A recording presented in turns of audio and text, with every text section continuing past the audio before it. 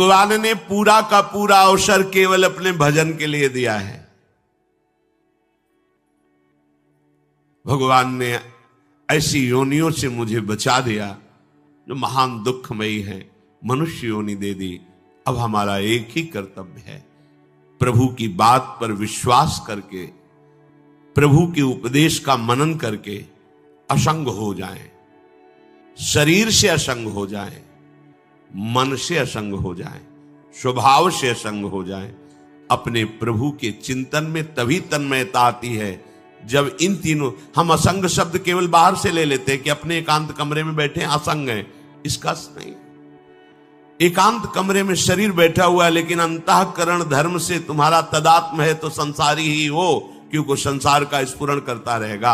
और अंतःकरण धर्म में यदि संसार का स्फुरण और संकल्प हो रहा है तो तुम क्रियाओं को नहीं रोक पाओगे।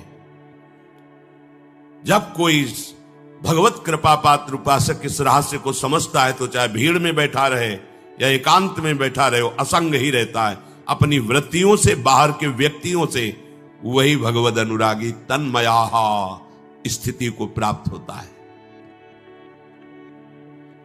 माम प्राप्य कौन्तेय ततो यान्त्यधमाम गतिम। वो ऐसे जो लोग शरीर संसार में आसक्त है वो मेरी प्राप्ति की चाह ही नहीं करते, इसलिए अधम गति को प्राप्त होते हैं। हम सब प्रभु के हैं, हमारा विश्राम स्थल प्रभु ही है, इसलिए हरिशरणम।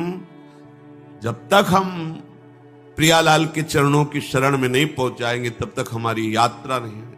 हम भटकते रहेंगे, यात्रा नहीं हो रही। अगर शुरू कर दिया राधा राधा, अब यात्रा शुरू हो गई।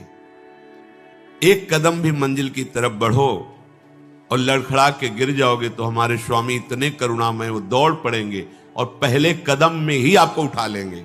बहुत कृपालु है, सच्ची कहते हैं, बहुत कृपालु है। कोई पक्षपात की बात नहीं, ऐसा है ही।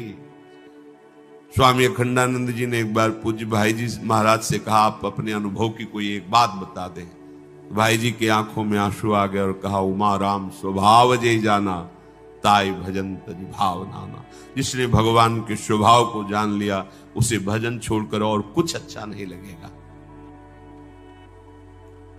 प्राय लोगों के भीतर ये बात बैठ गई है कि हम तो गृहस्थ हैं, हम तो संसारी हैं, तो ये जन्म मरण तुम्हारे इस भाव से रुकेगा नहीं। गृहस्थ और संसारी तो तुम्हें भोगों का लाइसेंस थोड़ी मिल गया है।